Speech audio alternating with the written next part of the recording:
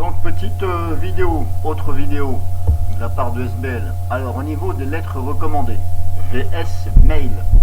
Voilà, le but c'est de faire un VS, lettres recommandées, VS mail.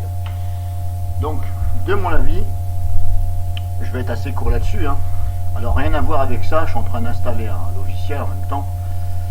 Donc moi, qu'est-ce que je juge? Je juge que, soi-disant, les lettres recommandées,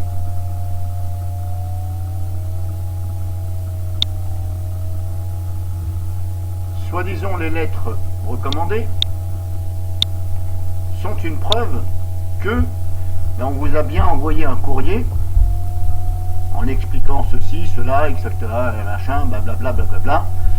Mais pour moi, ça n'a aucune preuve une lettre recommandée comparée à un mail.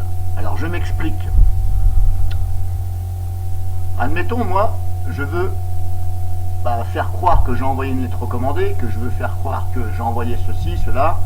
Les raisons, je prends donc, j'ai écrit, voilà, on envoie, c'est une lettre recommandée, vous savez presque tous ce que c'est. Mais si je veux donc faire croire que j'ai bien envoyé cette lettre recommandée,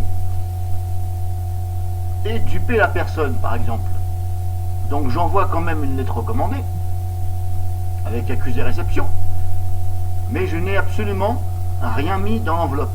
Ou alors je mets une feuille ou deux feuilles, format A4 blanche, c'est-à-dire que je ne mets rien.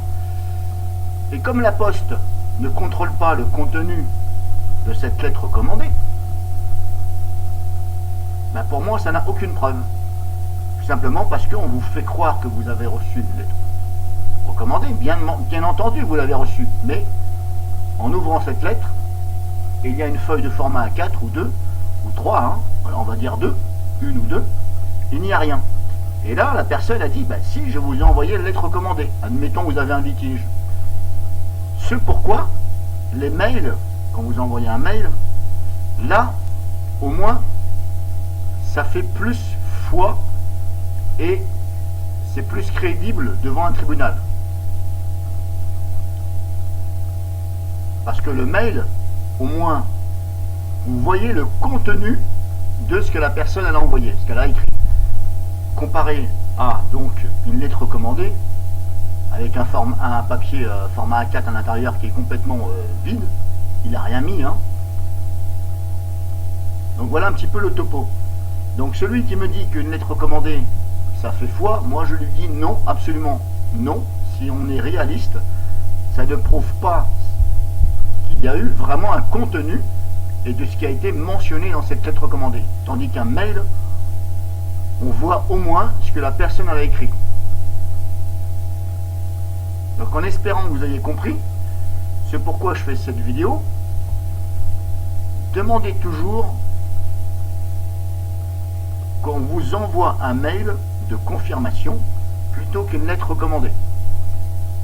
Et vous-même, après si vous êtes correct, bien entendu, vous envoyez une lettre recommandée avec, voilà, mais la personne elle-même, si vous voulez, la personne qui va recevoir cette lettre recommandée, elle peut vous contrer au tribunal en disant, oui, j'ai bien reçu une lettre recommandée, mais il n'y avait rien du tout à l'intérieur, il y avait une feuille blanche vide. Et elle dit, oui, il y avait une feuille blanche, puisque de toute façon, la poste ne contrôle pas, donc je vous assure que j'ai reçu une feuille blanche. Et là, on ne lui donnera pas tort au tribunal. Donc c'est pourquoi, moi je vous recommande plus le mail. Soit un mail, soit un SMS. Un SMS avec accusé réception, comme quoi que la personne a bien reçu ce SMS. Mais ce qui est encore plus crédible, c'est le mail. Voilà, donc en espérant que vous avez compris, je ne vais pas vous en dire plus. Il y en a peut-être qui ne vont pas être d'accord avec moi. Vous êtes libre de faire ce que vous voulez. Moi, je vous dis que le mail a plus de foi. Je prends exemple sur un tribunal, mais voilà, c'est au cas où il y a des litiges, des fois ça se termine au tribunal. Et si vous voulez donner des preuves aux autorités compétentes, eh bien au moins, il y a le mail. Donc voilà, c'est tout pour cette vidéo. Bon, moi je continue après à installer mes logiciels, bien entendu.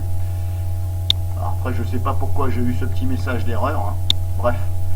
Donc voilà pour vous.